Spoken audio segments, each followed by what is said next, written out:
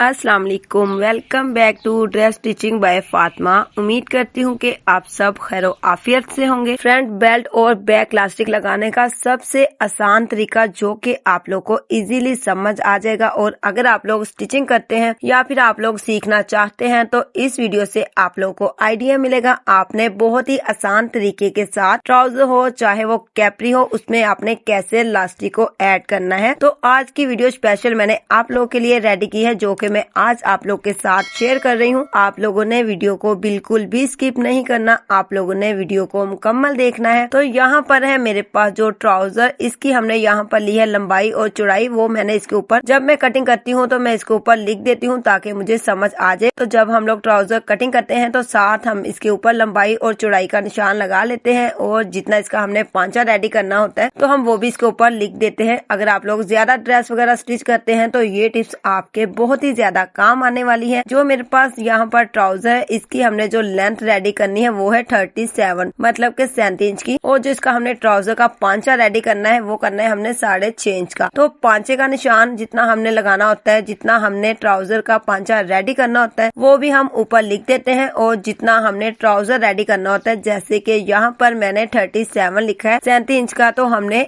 इतना ही ऊपर लिखना होता है जितना हमने इसको रेडी करना है। आपने उतना इसके ऊपर नहीं लिखना कि जितना आपने इसको कटिंग किया है, क्योंकि जब आप लोग ड्रेस वगैरह स्टिच करते हैं तो आप लोग अगर इस तरीके के साथ जब कटिंग करते हैं, ट्राउजर हो जाए चाहे शर्ट, उसके ऊपर आप इस तरीके के साथ जब लिख देते हैं तो आप अगर भूल भी जाएं कि आपने ट्राउजर कितनी इसकी लेंथ रखनी है ट्राउजर की, या फिर इसका पांचा कितना रखना है, तो अगर आप लोग ऊपर लिख दिया करेंगे तो इससे आप लोग को बहुत ही ज्यादा हेल्प होती है। तो यहाँ पर सबसे पहले मैं आप लोग के साथ शेयर करूंगी कि जो हमारे पास इलास्टिक है और जो बुकरम है, हमने इनको सेम लेना है। तो हमने इसकी लंबाई और चौड़ाई आप लोग को बता दी है। हमने इसकी लंबाई और चौड़ाई जितनी लेनी है आपने अपने हिसाब से लेनी है। अगर आप लोग फ्रंट बेल्ट जो है कम भी लगाना चाहते हैं तो आप लगा लें, मगर मैं अपने हिसाब से यहाँ पर लगा रही हूँ। तरीका आपने सिर्फ यही यूज करना है, बाकी आपने फ्रंट बेल्ट 10 इंच का ही रेडी करना होता है। तो जो लोग थोड़े हेल्दी होते हैं तो मैं उनके हिसाब से लगाती हूँ, जैसे कि जितना इलास्टिक होता है मैं फ्रंट बेल्ट भी उतना ही लगाती हूँ, क्योंकि ये जो इलास्टिक होता है ये बहुत ही ज्यादा सॉफ्ट होता है, और जब आप लोग ट्राउजर वगैरह स्टिच करते हैं तो ये बहुत ही अच्छा हो जाता है। और जो लोग आपसे स्टिचिंग करवाते हैं उनको आपकी ये स्टिचिंग बहुत ही ज्यादा पसंद आती है। तो आप लोग ट्राई जरूर करें। मगर जो नॉर्मल बेल्ट होता है वो 10 इंच का रेडी होता है, तो आपने जब भी नॉर्मल बेल्ट किसी कैपरी में भी ऐड करना है तो आपने सिर्फ बुकरम की जो चौड़ाई है 1 इंच की लेनी है, और जो लंबाई होती है वो आपने सिर्फ 10 इंच की ही लेनी होती है, उससे ज्यादा नहीं, जो कि नॉर्मल हम कैपरी में बेल्ट वगैरह लगाते हैं। तो मैंने यहाँ पर जिनका ये ड्रेस है उनका कहना था कि हमारा जो फ्रंट बेल्ट है वो थोड़ा सा ज्यादा हो, तो इसलिए मैंने इलास्टिक और बेल्ट बराबर लिया है, मतलब के बुकरम। तो जो आप लोग कैपरी वगैरह अगर स्टिच करेंगे तो आपने फ्रंट बेल्ट जो लगाना है वो तकरीबन 10 इंच का ही रेडी होना चाहिए, ना ही आपने 10 इंच से ज्यादा रखना है और ना ही कम। मगर जब हम लोग ड्रेस वगैरह स्टिच करते हैं तो जो हमारे कस्टमर्स होते हैं वो जैसे कहते हैं तो हम उनके हिसाब से ही स्टिच करके देते हैं। मगर जो लोग कहते हैं कि भाई आपने अपने हिसाब से इनको रेडी करना है, जितना कि फ्रंट बेल्ट होता है तो आपने उतना ही रेडी करना होता है। तो ये बात मैं वीडियोस में बार बार इसलिए शेयर कर रही हूँ कि आपने जब भी फ्रंट बेल्ट लगाना है, बुकरम आपने 10 इंच का ही लेंथ रखनी है बुकरम की, और चौड़ाई आपने इतनी ही रखनी है जितना आपका इलास्टिक चौड़ा है, जितनी की आपके इलास्टिक की चौड़ाई है आपने बुकरम की भी उतनी ही चौड़ाई लेनी है। इस तरीके के साथ आपने इन दोनों को पहले अटैच करके अच्छे से ट्रिपल सिलाई है इसके ऊपर लगानी है। डबल सिलाई जब आप लोग लगाते हैं तो वो खुल जाती है, तो आप लोग कोशिश किया करें कि आप लोग इसके ऊपर ट्रिपल सिलाई लगाया करें, उससे जो आपका इलास्टिक और जो बुकरम होता है वो अच्छे से अटैच हो जाता है। जो साइडें हमने जोड़ी है इलास्टिक की और बुकरम की, इन दोनों को आपने आपस में अटैच करके दरमियान में बुकरम के छोटे से कट्स लगा देने हैं। उससे आपको आइडिया हो जाएगा कि ये वाला हिस्सा आपने आर्कन की जो सिलाई है वहां से इसको लगाना शुरू करना है। इसको मैंने यहाँ पर अच्छे से पहले अटैच कर देना है सेफ्टी पिन की मदद से, और उसके बाद आपने वहां से इसको शुरू करना है जहाँ पर आपने बुकरम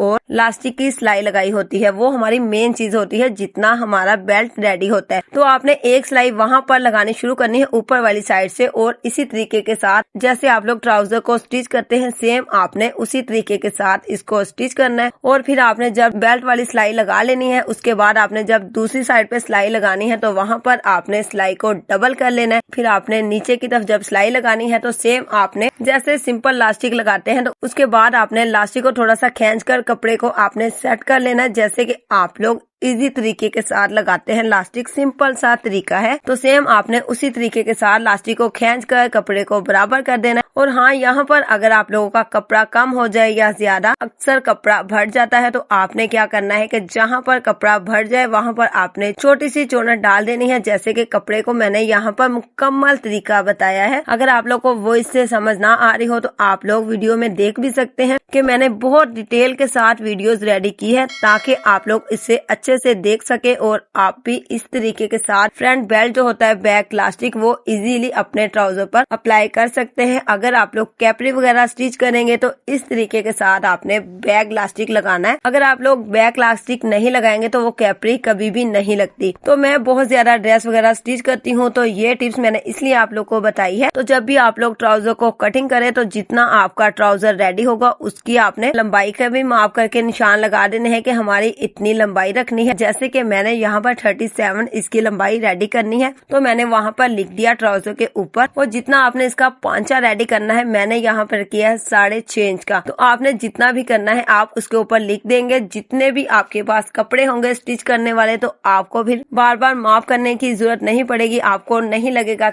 जो आपने माप लिखा होता है उसको देखना पड़ता है। तो ये टिप्स मैं आप लोग के साथ इसलिए शेयर कर रही हूँ ताकि आप लोग को इससे आइडिया हो। तो आपने सिंगल सिलाई के साथ पहले इलास्टिक को इसके साथ ऐड कर लेना। जब आपका ये नेफा रेडी हो जाएगा, ट्राउजर वाला इलास्टिक बिल्कुल रेडी हो जाएगा, तैयार हो जाएगा, उसके बाद आपने सिलाई को जब घुमाकर उसी साइड पर ले आना जहाँ से हमने सिलाई को लगाना शुरू किया था वहाँ पर जाकर आपने इसको रोक लेना, स्टॉप लगा लेना है अपनी मशीन को। उसके बाद आपने इलास्टिक और कपड़े को अच्छे से सेट कर लेना है कि आपका जो इलास्टिक है वो दोनों तरफ बराबर आए। उसके बाद आपने इलास्टिक को हल्का सा खींच कर इसके ऊपर सिलाई लगानी है। और जब आप लोग सिलाई लगाएं तो आपने इस चीज का ख्याल रखना है कि आपने मशीन की जो टॉप होती है आपने वो छोटी रखनी है। जितना मर्जी आप लोग इलास्टिक को खींचेंगे तो आपका जो धागा टूट जाता है। अक्सर इलास्टिकों पर जो सिलाई लगाते हैं वो टूट जाती है। तो ये क्यों टूटती है इस वीडियोस में ये तरीका मैं आप लोग के साथ अभी शेयर करने वाली हूँ। क्योंकि जब हम लोग सिलाई लगाते हैं तो हम कपड़े और इलास्टिक को खींच कर लगाते हैं और जो हमारी सिलाई होती है वो होती है थोड़ी बड़ी। तो जब भी आप लोग इलास्टिक के ऊपर सिलाई लगाएं इस तरीके के साथ तो आपने जो मशीन की टॉप होती है सिलाई को आपने छोटा रखना होता है। जब आप लोग सिलाई छोटी रखते हैं तो आप इलास्टिक को जितना मर्जी खींचे आपकी जो सिलाई होती है वो कभी भी नहीं टूटती। अगर आप लोग के साथ भी यही मसला होता है तो आपने इस ट्रिक्स को लाजमी यूज करना है। अगर आप लोग का फिर भी धागा टूटे तो आप लोग मुझे कमेंट करके बता सकते हैं। और मुझे यकीन है कि जो मैंने आप लोग को आज टिप्स बताई है ये आपके बहुत ही ज्यादा काम आने वाली है। आप लोग को इससे बहुत ही ज्यादा हेल्प मिलेगी। इस तरीके के साथ आप अपना खूबसूरत सा ट्राउजर रेडी कर सकते हैं। बैक इलास्टिक और फ्रंट बेल्ट लगाने का सबसे नहायत ही आसान तरीका इस वीडियोस में मैंने आप लोग के साथ शेयर किया है। उम्मीद है आप लोग को हमारी आज की ये वीडियोस पसंद आई होगी। वीडियो पसंद आई तो वीडियो को लाइक कर दे, चैनल को सब्सक्राइब कर दे। और अगर आप लोग ऐसी और मजीद वीडियोस भी देखना चाहते हैं तो आप हमें कमेंट करके बताएं। और इसके साथ आप हमारे चैनल पर लाजमी विजिट करें। वहाँ पर आप लोग को प्ले लिस्ट मिलेगी और आप लोग को बहुत सारी वीडियोस मिल जाएगी। तो आप लोगों ने मुझे कमेंट करना बिल्कुल भी नहीं भूलना। आप लोग मुझे कमेंट करेंगे तो मैं आप लोग के लिए ऐसी और मजीद न्यू वीडियोस लेकर आऊंगी जिससे आप लोग को आइडियाज मिलेंगे। तो मिलते हैं नेक्स्ट वीडियो के साथ। अल्लाह हाफिज।